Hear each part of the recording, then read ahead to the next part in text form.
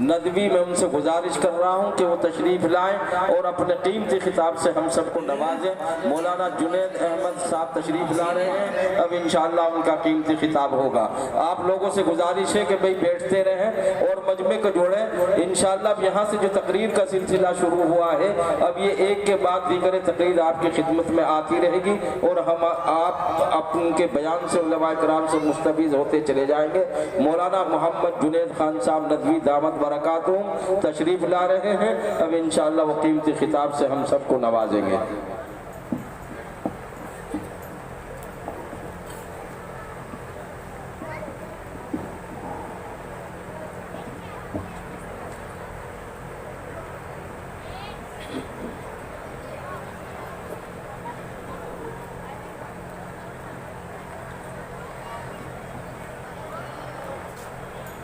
السلام علیکم ورحمۃ اللہ وبرکاتہ۔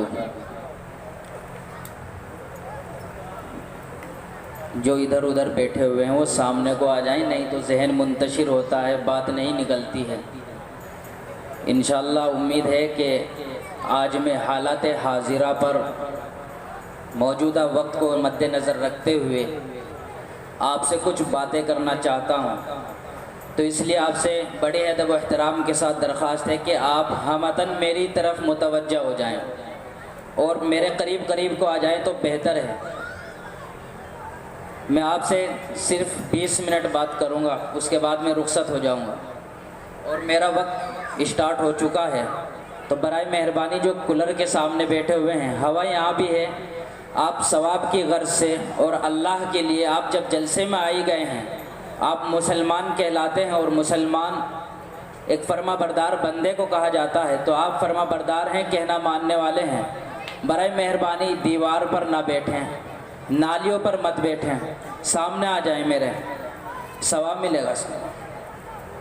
بسم اللہ الرحمن الرحیم، حامدا و مصلیا و مسلما، اما بعد، قال اللہ تعالی فی القرآن المجید، اعوذ باللہ من الشیطان الرجیم، بسم اللہ الرحمن الرحیم، واعتصموا بحبل اللہ جمیعا ولا تفرقوا، صدق اللہ العظیم۔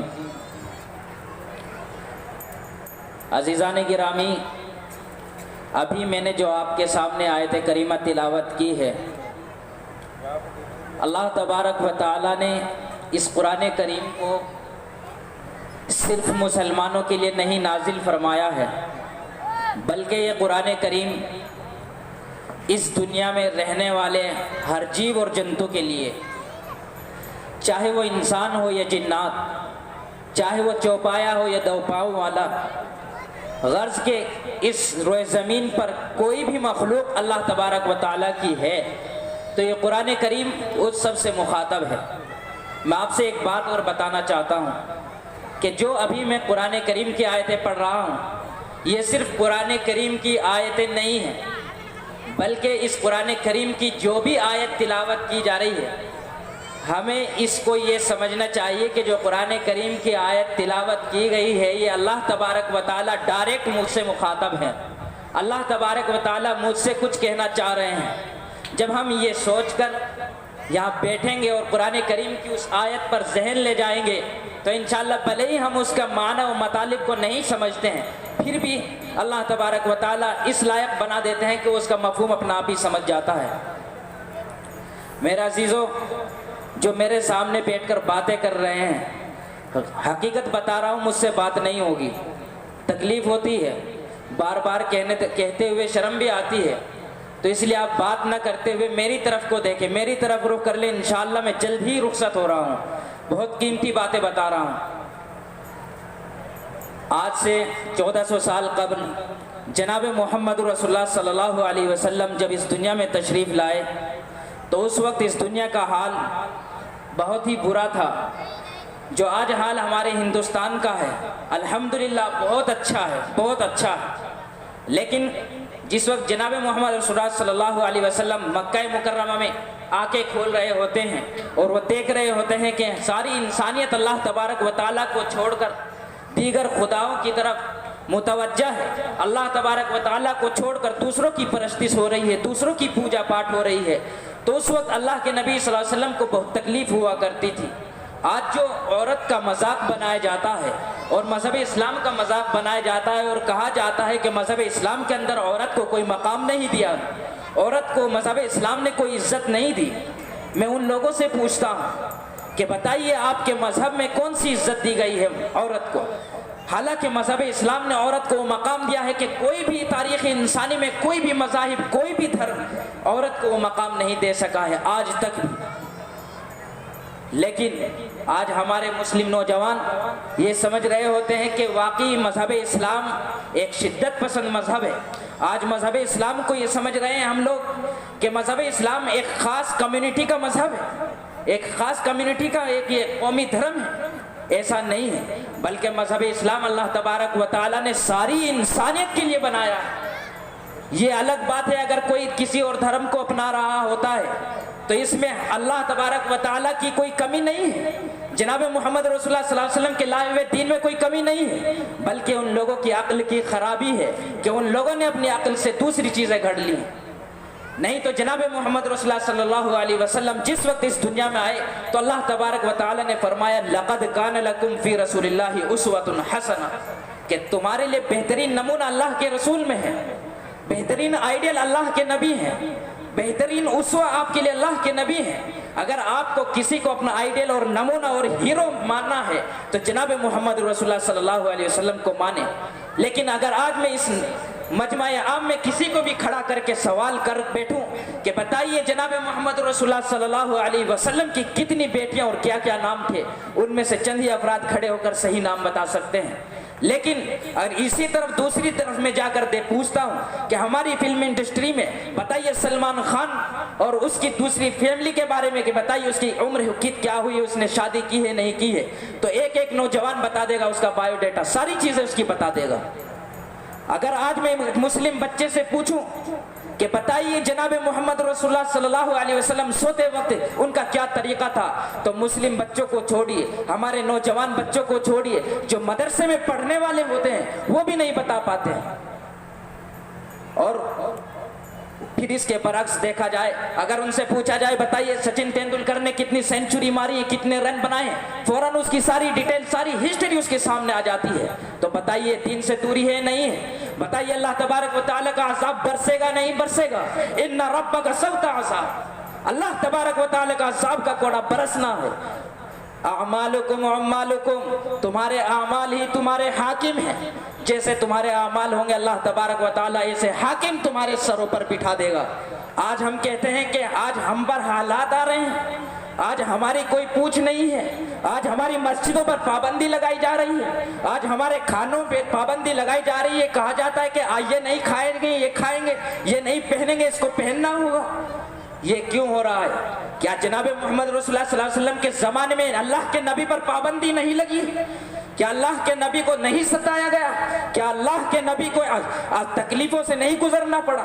हम तो फिर भी सुकून से हैं, हम तो फिर भी नमाजें पढ़ रहे हैं। जनाब मोहम्मद रसूलुल्लाह सल्लल्लाहु अलैहि वसल्लम जिस वक्त खाने काबा में नमाज पढ़ा करते थे तो उनके गले पर, उनकी गर्दन पर ऊंट की ओज लाकर डाल दी जाती थी, जिसके वजन से अल्लाह के नबी सजदे से सर नहीं उठा पाते थे। ये हाल था जनाब मोहम्मद रसूलुल्लाह सल्लल्लाहु अलैहि वसल्लम का, ये हाल था तुम्हारे नबी का, ये हाल था हम सब के नबी का। वही नबी है जिसने हमारे लिए रातों को जाकर हमारे लिए दुआएं की हैं, और आज हम उस नबी की तालीमात को भुला बैठे हैं, आज हम उस नबी को भुला बैठे हैं, आज हम जनाब मोहम्मद रसूलुल्लाह सल्लल्लाहु अलैहि वसल्लम की तालीमात का मजाक बना रहे हैं। आज हमने जनाब मोहम्मद रसूलुल्लाह सल्लल्लाहु अलैहि वसल्लम के मदरसों को एक तौहीन आमेज जगह समझ लिया है। अगर हमारी ये हालत रही, अगर आज हम मदारिस से इसी तरह से अनदेखा होते रहे और इसी तरह से दूर दूर भागते रहे, तो खुदा की कसम जो हाल स्पेन के अंदर उंदलुस में, स्पेन में हुआ, वही हाल इस हिंदुस्तान में भी मुसलमानों के साथ होना है। और ये प्लानिंग चल रही है, मुसलमानों को खत्म करने की साजिशें की जा रही हैं। आपको मालूम होना चाहिए कि इस हिंदुस्तान के अंदर अगर मुसलमान है तो इन्हीं मदारिस की वजह से इसका वजूद है। अगर इस हिंदुस्तान के अंदर ये मुसलमान आज नमाज है, ये नमाजें पढ़ रहे हैं और कुरान करीम की तिलावतें हो रही हैं, हदीस रसूल का दर्स हो रहा है, तो ये सिर्फ और सिर्फ इन मदारिस की बरकत से हो रहा है। अगर आज तुम कारोबार और बिजनेस में मशगूल हो तो इन्हीं मदारिस की बरकत से हो। आप कहेंगे कि कैसे ये मदारिस कैसे कर रहे हैं, इनकी वजह से कैसे हम जिंदा हैं इस हिंदुस्तान के अंदर। तो सुनिए और कान खोल कर सुनिए। आज से 50 या 70 साल पहले पहुंचिए, आप देखिए कि हमारे इस हिंदुस्तान के अंदर अंग्रेजों ने कैसे इस हिंदुस्तान पर तसल्लुत कायम किया हुआ था। इससे पहले देखे कि हिंदुस्तान पर 800 साल तक मुसलमानों ने हुकूमत की थी, जिस तरह से स्पेन के अंदर मुसलमानों ने 800 साल हुकूमत की थी। आज जाकर देखे गरनाता और कुर्तुबा के अंदर मुसलमानों की मस्जिदों की इमारतों के खंडराट नजर आएंगे, लेकिन मुसलमानों की वो जो एक हैसियत थी, मुसलमानों का जो एक तालीमी मरकज था, मुसलमानों का जो एक वजूद था, वहाँ की कौम ने बिल्कुल खत्म कर दिया था।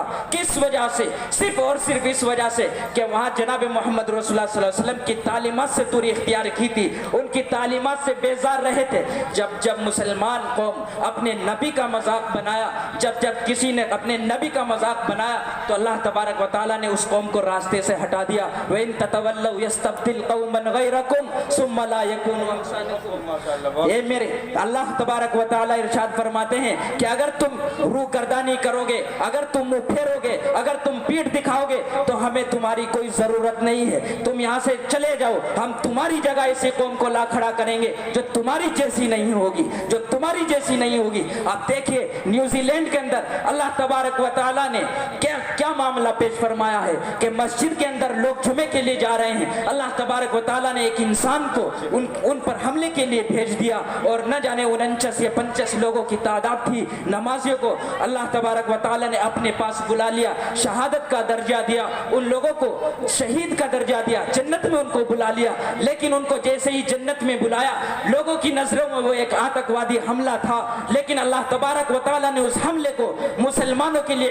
गैर मुस्लिमों के लिए इबरत की चीज बना दिया, और गैर मुस्लिमों ने हजारों की तादाद में उन लोगों को देखकर इस्लाम कबूल किया। आज भी अगर इस हिंदुस्तान के अंदर हम इसी तरह से हालात को पैदा करेंगे, आज अगर हम अपने नबी की तालीमात को नहीं मानेंगे, तो फिर 2013 दोबारा से होना है, और 2013 की वो तारीख दोबारा से जिंदा की जाएगी। और फिर उसके बाद अल्लाह तबारक व तआला जो हम पर जिनको गालिब कर रहा है, और जिनको हम पर नाफिज कर रहा है, और जिनको हम पर मुसल्लत कर रहा है, उसी कौम को इस्लाम की तौफीक देगा, और फिर वो तुम लोगों को रास्ते से हटाकर खुद इस दीन की जिम्मेदारी को संभालेंगे। आपने अपने नबी की बात को याद नहीं किया? जनाब मोहम्मद रसूलुल्लाह सल्लल्लाहु अलैहि वसल्लम ने इरशाद फरमाया था कि क़यामत के करीब हर कच्चे और पक्के घर में इस्लाम दाखिल हो जाएगा। और खुदा की कसम, आज इस मजहब इस्लाम इतनी तेजी के साथ इस दुनिया में फैल रहा है, इतनी तेजी के साथ अल्लाह तबारक व तआला अपने इस दीन को न जाने कैसे कैसे अंदाज में लोगों तक पहुंचा रहा है। मेरे प्यारों, मेरे अजीजों, अभी भी संभलने का वक्त है। आज कहते हैं कि हमारे स्टेट में योगी हमारे सरों पर बैठा है, वो अपने कवानीन को नाफिज कर रहा है। खुदा की कसम, वो खुद नहीं बैठा है, हमने उसको बिठाया है। मैंने भी आपके सामने कुरान करीम की आयत तिलावत की है, वातसिमू बिहब्लिल्लाहि जमीअन वला तफर्रकू। अल्लाह की रस्सी को मजबूती से थाम लो, फिरकों में टोलियों में मत बटो। जैसे जैसे फिरकों में टोलियों में हम बटते हैं तो हमारी ताकत मुंतशिर हो जाती है, हमारी एक ताकत और हमारी जो कम्युनिटी, हमारी एक एकता, वो हमारी खत्म हो जाती है। और उसी का नतीजा होता है कि फिर जब हमारी ताकत खत्म हो जाती है तो हवा आती है और कुछ भी कर जाती है। आप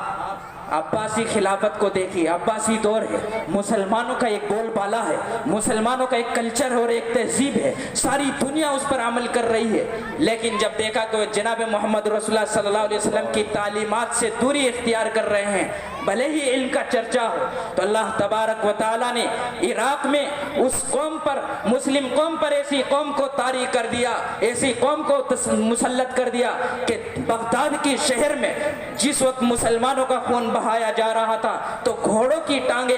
पूरी की पूरी सड़कों में डूबी हुई थी। ऐसा लग रहा था जैसे बाढ़ आ गई हो, जैसे सुनामी आ गई हो। मुसलमानों के खून से इस तरह से गलियों में नहरें जारी थी। ये मत समझना कि हम अल्लाह अल्लाह करते रहेंगे किसी कोने में बैठकर अल्लाह तबारक व तआला हमारी मदद के लिए आ जाएगा, हरगिज़ नहीं। अगर ऐसा होता तो जनाब मोहम्मद रसूलुल्लाह सल्लल्लाहु अलैहि वसल्लम कभी ओहद के मैदान में जंग के लिए न जाते, कभी अल्लाह के नबी सल्लल्लाहु अलैहि वसल्लम जंग बदर में न जाते, कभी अल्लाह के नबी सल्लल्लाहु अलैहि वसल्लम गज़वा तबूक में न जाते, कभी अल्लाह के नबी सल्लल्लाहु अलैहि वसल्लम अपने सहाबा को न कहते कि तैयारी करो जंग की। कभी अल्लाह के नबी सल्लल्लाहु अलैहि वसल्लम अपने सहाबा को न कहते हैं कि ए मेरे प्यारे उम्मतियों, ए मेरे प्यारे दोस्तों, ए मेरे प्यारे सहाबियों, कि आप घर में बैठो और अल्लाह अल्लाह करो। ऐसा नहीं था, बल्कि अल्लाह के नबी सल्लल्लाहु अलैहि वसल्लम एक अपने मदरसे के मुदर्रिस भी थे, अपने वक्त का इमाम भी था, अपने वक्त का खतीब भी था, अपने वक्त का वली भी था और अपने वक्त का हाकिम भी था। सब कुछ अल्लाह के नबी सल्लल्लाहु अलैहि वसल्लम के अंदर अल्लाह तबारक व तआला ने चीज़ों को वदियात फरमाया था। मेरे प्यारो, यही वजह है कि अल्लाह के नबी सल्लल्लाहु अलैहि वसल्लम को अल्लाह तबारक व तआला ने कुरान करीम में फरमाया, लक़द कान लकुम फ़ी रसूलिल्लाहि उस्वतुन हसना,